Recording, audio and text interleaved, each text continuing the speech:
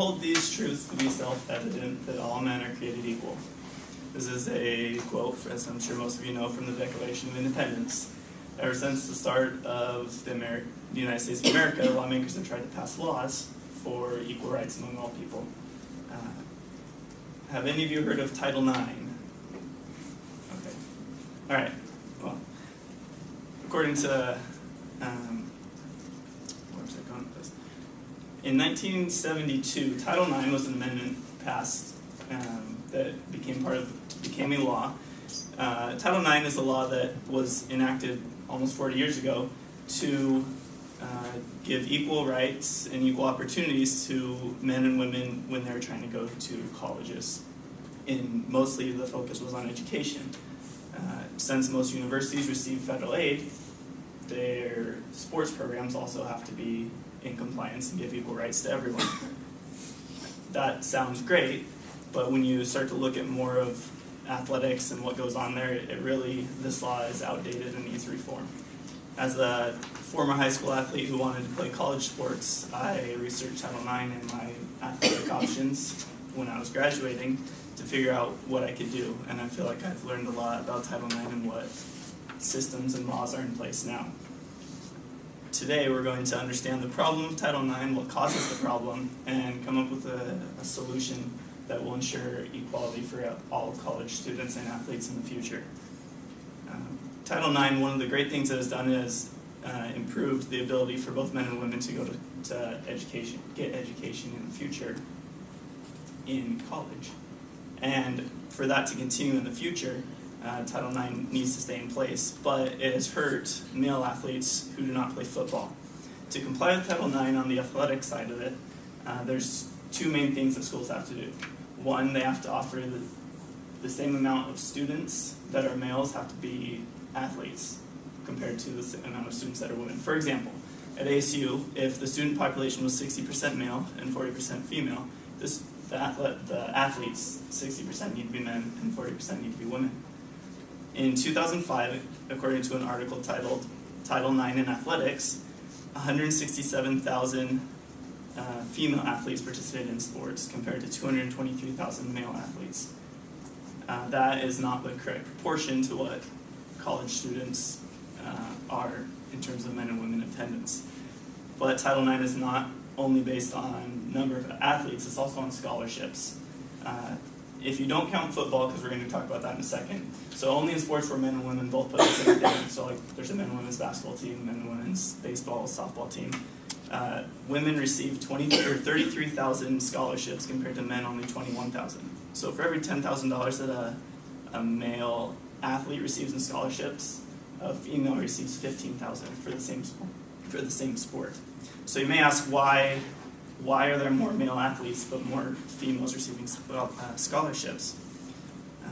The answer to that really is football. Currently at ASU, according to the SunDevils.com, there's 11 women's teams and there's 7 men's teams. If we don't count football, because I'm going to talk about that in a second, there's 200 female athletes and only 185 male athletes. So if I'm a guy and I want to play volleyball or soccer or water polo at ASU, I'm out of luck because ASU doesn't offer that, but it offers those for women. John Vigosen of the U.S. Tennis Association talked about how when he was younger he played tennis, and he said about that experience, he said, today, quote, that would not happen. I would be told, thanks for your interest, but there's no room for you.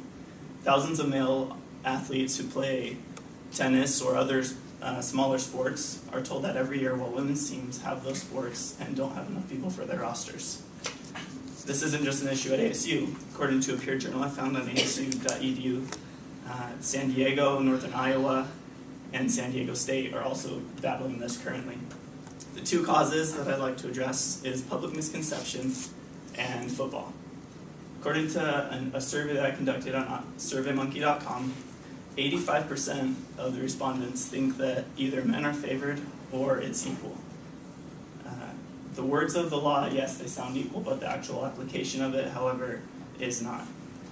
Football, the one sport that is the problem, according to ESPN.com, is the only sport that makes money athletically in almost every university. Basketball team doesn't make money. Baseball team doesn't make money. It's only the football team. The football team receives 85 scholarships per year. So for it to be equal, women have to get 85 scholarships in other sports that men cannot enter, volleyball and water polo. Eric Pearson of Calling for Title IX Reform said, the College Sports Council believes it's time to revisit the rules and regulations of Title IX. Title IX still has its place. No one should be discriminated because of gender. However, the proportionality component of Title IX is outdated. Now that we can see that football is the problem as well as public belief, I'd like to address how we can fix that. The main thing is that we can do as college students is knowledge. As Ryan talked about, gay marriage is a very popular topic right now. People like to study about it. However, Title IX, there's virtually no support.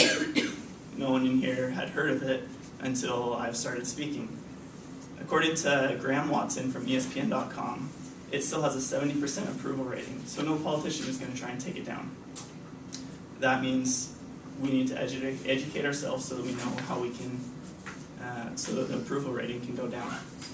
And then with football, since it's the only thing that makes money, it's really not going to be banned. So when a reform does come, football needs to be excluded so that men who don't play football can have the same opportunities as women who do not play football.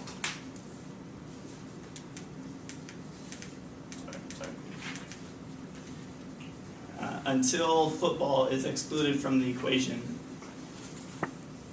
equality will never be reached. I believe, just as the Founding Fathers, that all people are created equal and should have equal opportunities.